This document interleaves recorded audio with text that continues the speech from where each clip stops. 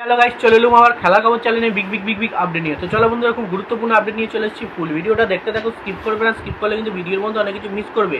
এবং এই খেলার খবর চ্যানেলে যারা নতুন আছে অবশ্যই এই খেলার খবর চ্যানেলটাকে সাবস্ক্রাইব করে পাশে থাকা বেল আইকন ঘন্টাটাকে ঢং করে বাজিয়ে দাও, আর বেশি বেশি লাইক এবং কমেন্ট করে দাও, যাতে মোটিভেট হয় তোমাদের এই খেলা খবর চ্যানেলে আমি ফার্স্ট আপডেট দিতে পারি। তো চলো বন্ধুরা, ফার্স্ট যে আপডেটটা নিয়ে কথা বলবো, খুব কিন্তু গুরুত্বপূর্ণ একটা আপডেট নিয়ে তোমাদের সঙ্গে কথা বলবো। চলো বন্ধুরা, প্রথম আপডেটটা হবে মোহনবাগানের শিবিরের নতুন প্লেয়ার, নতুন সাইনিং করা প্লেয়ার গ্রেগ স্টুয়ার্টকে নিয়ে। তো গ্রেগ স্টুয়ার্ট কিন্তু মোহনবাগান শিবিরে প্রথম 3 ম্যাচ কিন্তু বসতে হবে। তো বন্ধুরা কেন? তো এর আগের মরশুমে কিন্তু তোমরা নিশ্চয়ই জানো, গ্রেগ স্টুয়ার্ট মোহনবাগানের সঙ্গে ম্যাচেই লাল কার্ড দেখে।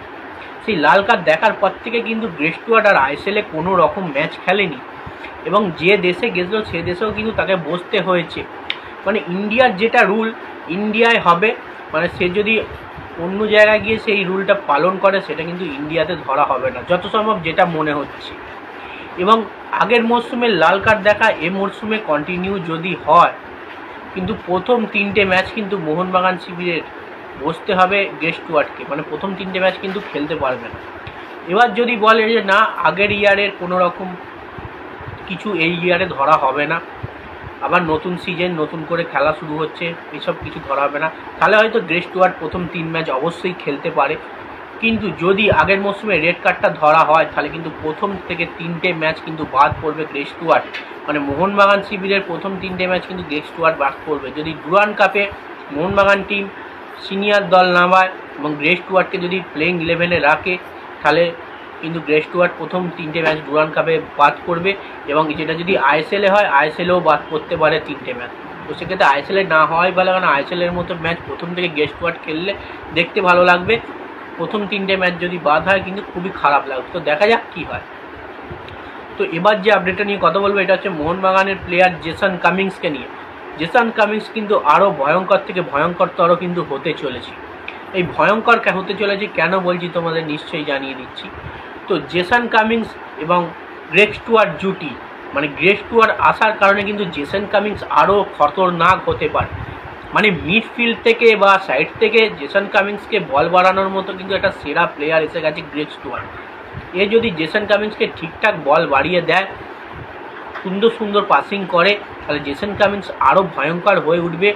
এবং আগের মরশুমে কিন্তু জেসন কামিংসের সঙ্গে একটা কিন্তু গ্রেগ স্টুয়ার্টের ফটো আছে খেলতে নামার আগে, সেইখান থেকেই ধরা গেছে, এই ফটোটা প্রচুর পরিমাণে ভাইরাল হয়েছিল, সেখান থেকে ধরা গেছে পরের মরশুমে কিন্তু গ্রেগ স্টুয়ার্ট মোহনবাগান শিবিরে খেলতে পারে।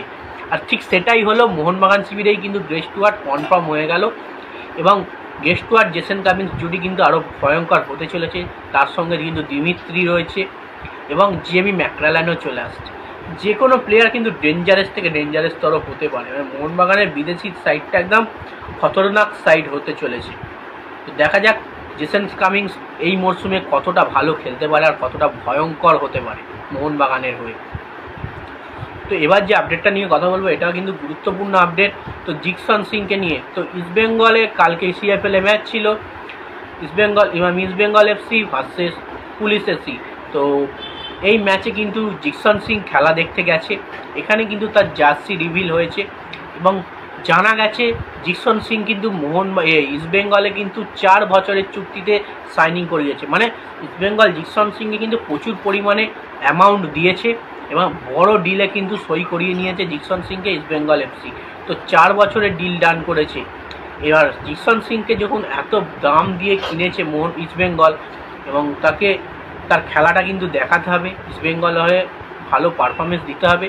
মানে তার দিক থেকে কিন্তু কোনো রকম কারচুপি করেনি ইস্টবেঙ্গল। তাকে নেওয়ার জন্য প্রচুর পরিমাণে ঝাঁপিয়েছিল এবং প্রচুর পরিমাণে পয়সা খরচাও করেছে। মানে সবথেকে বেশি দাম যদি প্লেয়ার হয় ইন্ডিয়ান প্লেয়ার ইস্টবেঙ্গলে, সেটা হচ্ছে জিকসন সিং। এবার জিকসন সিংয়ের ওপর চাপ, যেটা জিকসন সিং নিশ্চয়ই জানে তাকে সবথেকে দাম দিয়ে কিনেছে ইস্টবেঙ্গল, তাকে কিন্তু ভালো পারফরমেন্স দিতে হবে। তারপর একটা এক্সট্রা চাপও থাকবে। এবং তাকে শুধু কিনে নয়, একবারে 4 বছরের চুক্তিতে পুরো ডিল ডান করেছে। মানে 4 বছর কিন্তু ইস্টবেঙ্গল এফসির জার্সির গায়ে কিন্তু খেলতে পারবে জিকসন সিং। তো যাই হোক বন্ধুরা, এই আপডেট ছিল, খুব গুরুত্বপূর্ণ এই আপডেটগুলো ছিল, নিশ্চয়ই তোমাদের ভালো লাগবে। এবং ভিডিওটা এইটুকুই, ভালো লেগে থাকলে লাইক কমেন্ট শেয়ার সাবস্ক্রাইব করে পাশে থাকো। আর তাড়াতাড়ি 5000 সাবস্ক্রাইব করে দাও, অনেকটাই এগিয়ে আসছি 3000-এর দিকে। তো 5000 টার্গেট আছে, মানে বড় টার্গেট রেখেছি। তো চলো বন্ধুরা বাই, আবার নেক্সট ভিডিও দেখা হচ্ছে। আচ্ছা চলো।